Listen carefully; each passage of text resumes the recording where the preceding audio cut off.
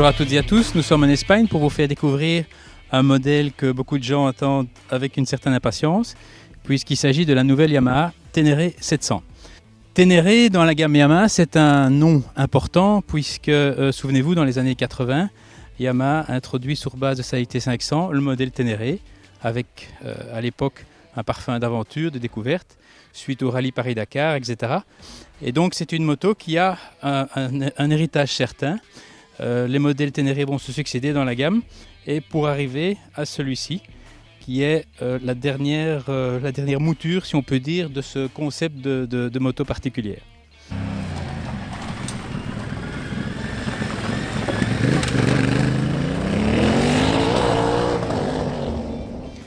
Alors Yamaha a voulu garder la philosophie du premier modèle, c'est-à-dire un modèle facile d'accès, facile d'utilisation et accessible au niveau des coûts. Donc on est parti du bicylindre de la MT-07, autour duquel on a développé un nouveau châssis tubulaire très léger, 17,5 kg seulement. On a bien sûr travaillé le moteur au niveau de la boîte à air et de l'échappement, de manière à donner plus de couple à mi-régime. On a bien sûr adapté une nouvelle suspension, fourche de 43 mm à l'avant avec des battements de 210 mm, un monochoc à l'arrière, 200 mm de débattement.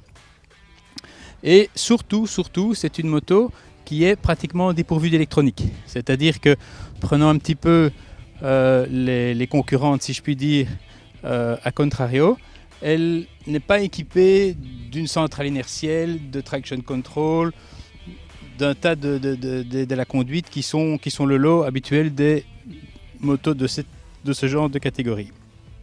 Donc finalement on arrive à une moto très simple, très facile d'accès et qui, je dois dire, est une vraie surprise sur la route tant elle est véritablement agréable à utiliser. On a eu l'occasion quand même de rouler pas mal puisque hier on a fait 330 km sur des petites routes et sur des pistes.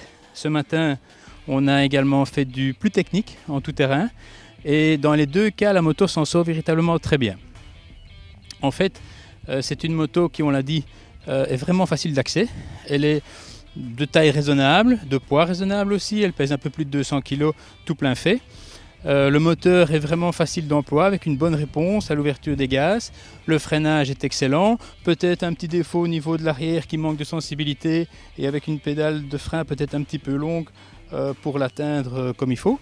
Mais pour le reste, franchement, c'est une très bonne surprise et assez curieusement, d'abord sur route parce que c'est une moto qui est très polyvalente mais qui, je pense, est un petit peu peut-être plus considérée au départ comme avec des possibilités en tout terrain. Or sur route ici elle se débrouille vraiment extraordinairement bien, elle est extraordinairement agréable à balancer, on rentre dans les virages en toute confiance malgré qu'elle soit équipée de pneus trail, des Pirelli Scorpion qui, il faut dire, font très bien leur boulot.